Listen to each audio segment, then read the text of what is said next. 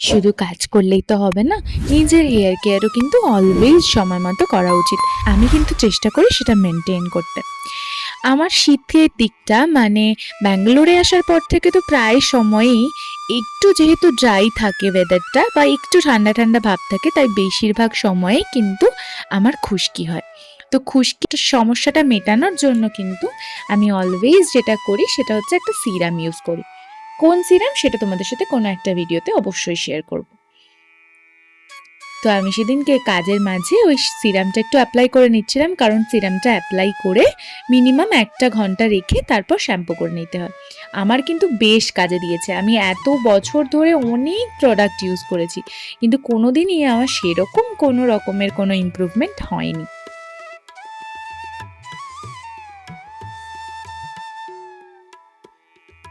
এটা খুব ভালো করে পুরো স্ক্যাল্পে ভালোভাবে অ্যাপ্লাই করে নিতে হবে।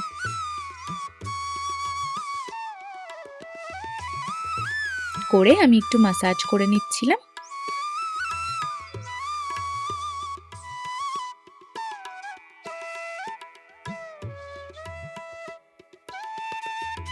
তারপর ভালোভাবে চুলটা একটু গুটিয়ে নিচ্ছি। চলো, হেয়ার কেয়ার তো ডান, এবার একটু খাওয়া দাওয়া করে নেওয়া যাক। তো আমি আজকে ব্রেকফাস্টে খেয়েছিলাম লুচি আর আলুর দম।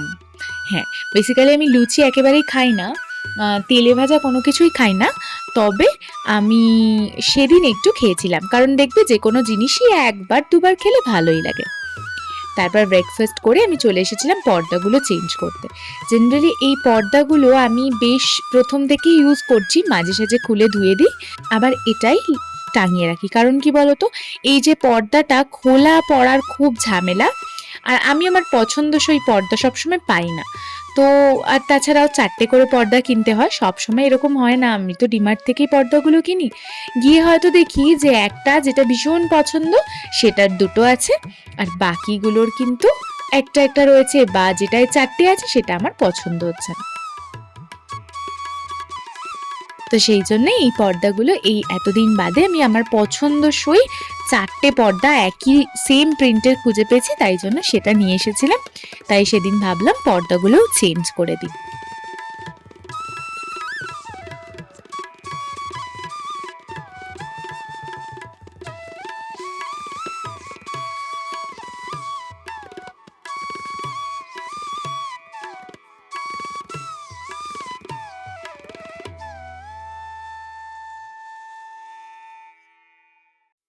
এই যে এই পর্দাগুলো দেখতে বেশ ভালো হয়েছে না? আমার কিন্তু বেশ পছন্দ হয়েছে।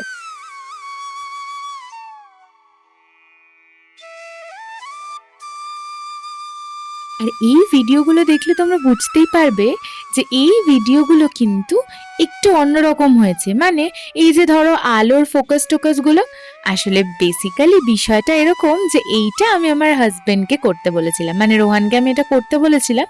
আর রোহান এত সুন্দর ভিডিও করে না, তার বলার নয়। কিন্তু কি করব, এত ভালোভাবে একটা ভিডিও করে ফেলেছি, সেটা কি আর ডিলিট করা যায় বলো তো? তাই জন্য সেটাই দিলাম, তোমরা একটু কষ্ট করে দেখে নাও। মানে ওকে ভিডিও করতে দিয়েছি, মানে ও শুধু ভিডিও করার জন্য ফোনটা ধরে দাঁড়িয়ে রয়েছে। সেটার যে কোথায় আলো আসছে, তার জন্য ফোকাসটা লক করতে হবে কিনা, ব্রাইটনেসটা কমাতে হবে কিনা, এগুলোর কোনো দিকেই নজর সে দেয়নি। ধরতে বলেছি, ধরে রয়েছে।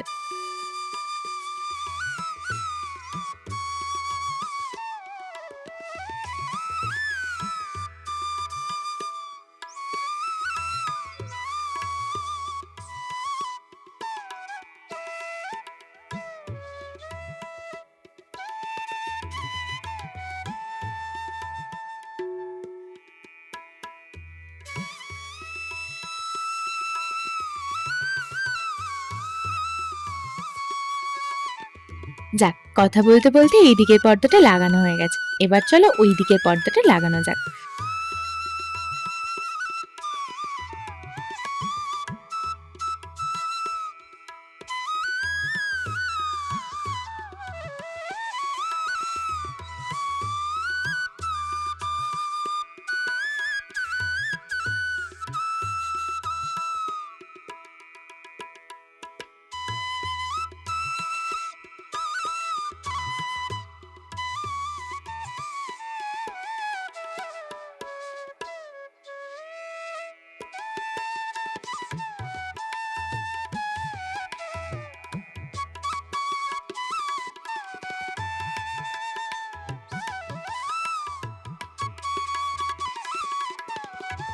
এই যে এই হয় এইটার ঝামেলা, এই দিকটা খুললে ওই দিকটা খুলে যায়, আবার ওই দিকটা খুললে এই দিকটা খুলে যায়, কি কারণে সেটা বুঝতে পারি না।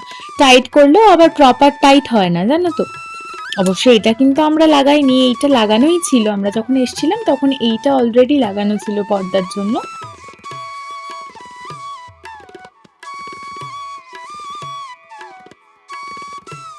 তো আমি রোহানের সাথে গল্প করতে করতে পর্দাটা লাগাচ্ছিলাম, আর একটু গানও চলছিল, তাই জন্য একটু নাচও করে নিচ্ছিলাম।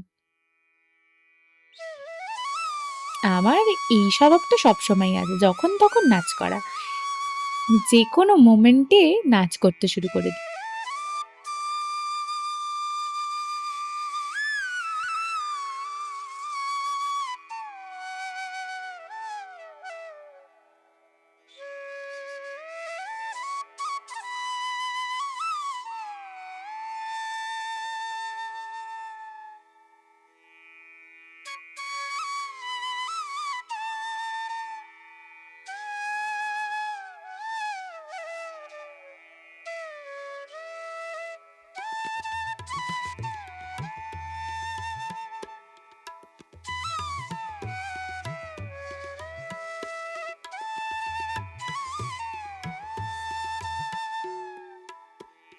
তো এই পর্দাটাও কিন্তু আমার লাগানো হয়ে গেছে।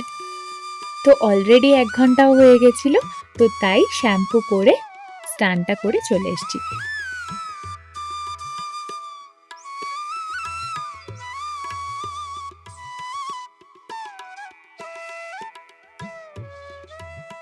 এবার আর কি, পুজো তো করতে হবে, তো তাই জন্যেই আগেই আমি এসে একটু পুজোটা দিয়ে নিচ্ছিলাম। আসলে সেই দিনকে আমি বেশ প্ল্যান মাফিক সব কিছু করতে পেরেছি, না হলে আমার কিন্তু এত তাড়াতাড়ি কোনো কিছুই হয় না, সব কিছুই ঘেটে যায়। আর এখানের গাঁদা ফুলগুলো এত বড় হয় যে ছিঁড়ে ছিঁড়ে দিলেই বেশি বেটার লাগে, না হলে না এত বড়, আমার এই স্পেসটা তো অনেকটা ছোট, তাই ওই জায়গাটাতে খুব একটা ভালোভাবে ধরে না।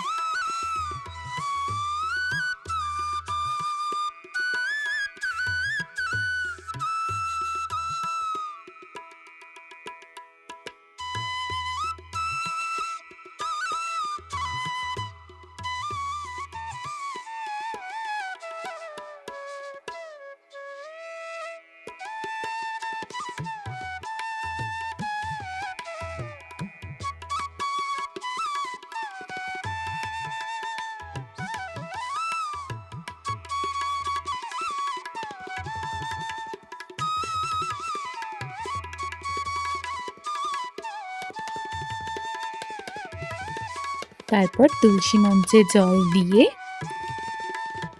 এবার লাঞ্চের পালা। তো আজকের ব্লগটা এতটাই, দেখা হচ্ছে নেক্সট ব্লগ।